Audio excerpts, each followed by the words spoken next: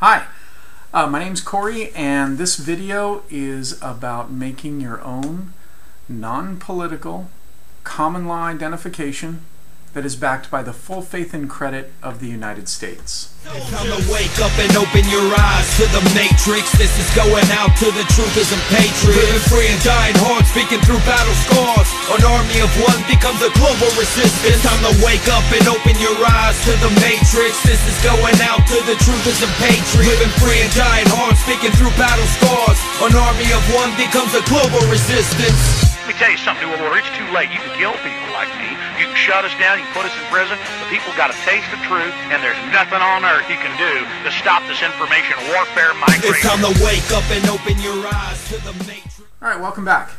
This video is about making your own common law non-political identification. Here is the very first one I ever made, and this document is the document I used. It's right here. It's not a very flattering picture.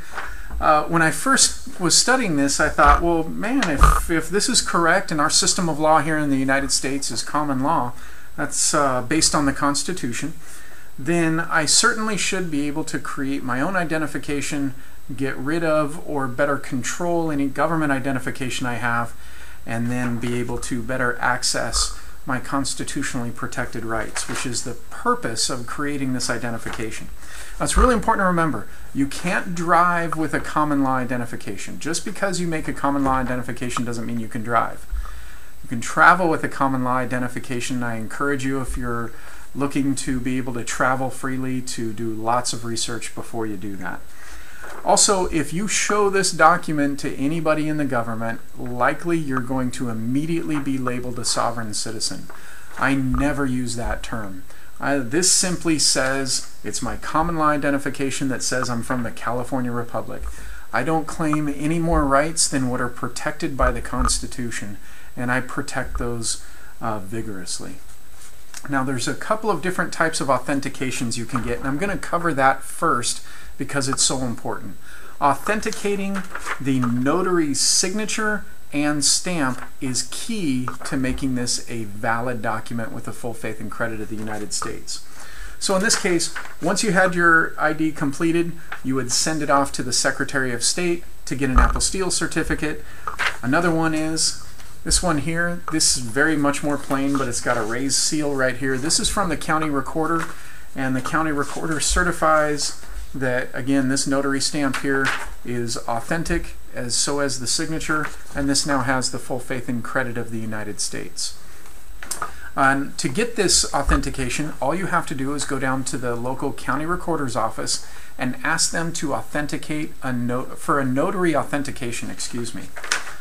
So if you're watching this video on YouTube, you should go down to the description below and click the link so you can view it on my website, because next to this video is some instructions that you can download, and these kind of give you an outline. Making your own common law ID is incredibly simple. So you'll see that this matches here, and I'm just going to go through my ID, what I have. I have a picture. Think about the size of a passport picture in the upper right hand corner. This small lettering right here, this is Article 1, Section 1, Declaration of Rights of the California Constitution. I have a label for my given name. It's Corey Brandon. Now, growing up, I always thought that was my first and middle name, but the reality is that is a given name, and it's very important to know the distinction. If you don't know the distinction, look it up. It's important to learn that. And then the family name, you can also use surname, but I chose family name. It says I. Below that, I have a label conceived. In common law, people would identify themselves by the date they were conceived.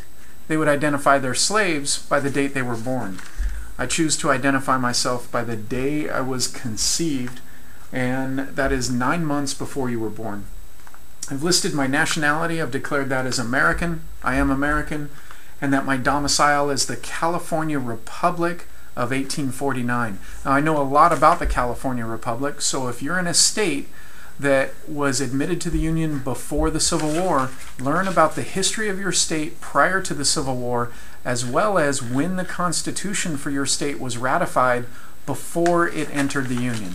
So in my case, it's California, the Constitution of 1849, and that is my domicile. Then I sign the document, date it, and I have 2 friends who are witnesses. They sign and date it as well. And all 3 of us go to a notary. They swear to a notary that I am who I say I am. We get what's called an acknowledgement. All of this wording right here, this is what is compliant with the state of California, that they are acknowledging my signature as being valid because I say it is, as do 2 credible witnesses. Then the notary will put her stamp on there. You can take it, it's real simple, just take it right down to the county recorder, and quite often they'll just give you a certification the same day. Another place to get a certification is the United States Secretary of State. Now there are 2 different types of apostille certificates. This is one for use within the United States. There's one to use outside the United States. So if you're invited to another country and you only have common law identification, which if you can get an invite, you can travel without a passport, and then the identification would have the full faith and credit of the United States behind it. So go ahead and download and print up the instruction sheet. It's called Real World Common Law Activities. Look forward to my next video, because what I'm going to do is show you how, once you've completed your identification, how you can actually use it in the real world to send yourself a common law, non-domestic, general delivery letter. Hope you have a lot of fun, and please send me pictures of your ID. I'd love to see how it goes. Thanks a lot.